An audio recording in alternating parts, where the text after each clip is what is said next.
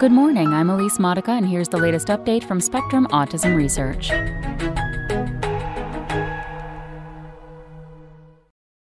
Losing Sleep: How Researchers Miss a Key Contributor to Autism by Lucia Peixoto and Annette Estes. Most people with autism, up to 86%, have trouble sleeping. Their sleep problems often include the hallmarks of insomnia, difficulty falling asleep, waking up multiple times during the night, and getting less sleep than average. Animal models of autism display these same signs, suggesting that sleep problems may arise from fundamental mechanisms conserved across species. But scientists do not yet know what these mechanisms are, much less why insomnia is so prevalent in autistic people. Autism researchers and clinicians commonly refer to insomnia as a comorbidity, meaning that it only accompanies autism. However, we suggest that doctors and scientists may need to consider it as an integral part of the condition and begin to study sleep in more rigorous ways, for instance, using technology in place of surveys and questionnaires. Almost all animals sleep, although the functions of sleep are still largely unknown. Mounting evidence, though, suggests that it promotes brain development. Across species, sleep is greatest in infancy when the brain is rapidly growing. It is crucial for synaptic plasticity, or the ability of neurons to strengthen or weaken their connections in response to experience, a process known to be altered in autism.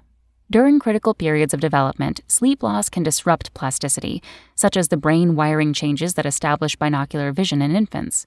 Early sleep disruption also impairs social bonding in animals. Given this evidence, it is reasonable to assume that disrupted sleep in early life may lead to atypical development. We propose that abnormal sleep is a key contributor to autism. If this is true, one would expect autistic people's sleep problems to be present from an early age and predict the severity of autism traits. Recent studies by us and others bear out these expectations. For example, one of our research teams, Estes, found that sleep problems in autistic children as young as 4 years of age were associated with severe higher-order restricted and repetitive behaviors later in childhood. We also reported that problems falling asleep in the first year of life often precede an autism diagnosis and are associated with altered patterns of brain development. The latter study involved infants with older siblings with autism, who have a high likelihood of having autism themselves. We used brain imaging and clinical assessments to monitor the baby's brain and behavior development from 6 months of age, before they showed any signs of autism, until they were 2 years old. Parents filled out questionnaires about their infants' behaviors, including how easily they fell asleep. When the children who went on to be diagnosed with autism were 6 and 12 months of age, their parents reported subtle difficulties with falling asleep. The same children also showed greater growth in one area of the brain, the hippocampus, previously linked to sleep problems in older children and adults. Technical assist.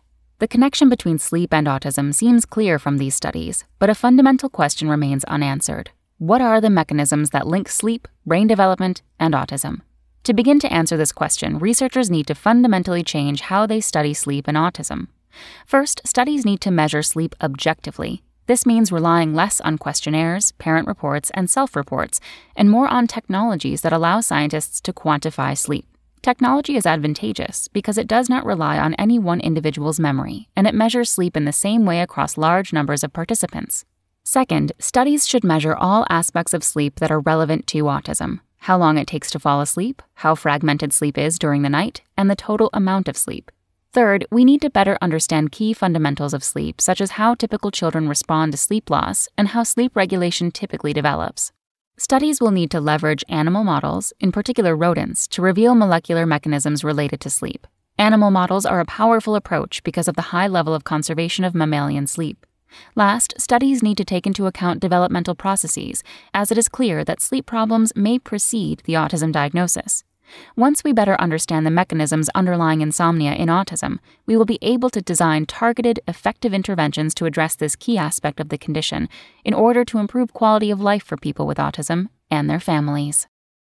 That's all for today. Check back next Monday for more content from Spectrum Autism Research, or go to spectrumnews.org.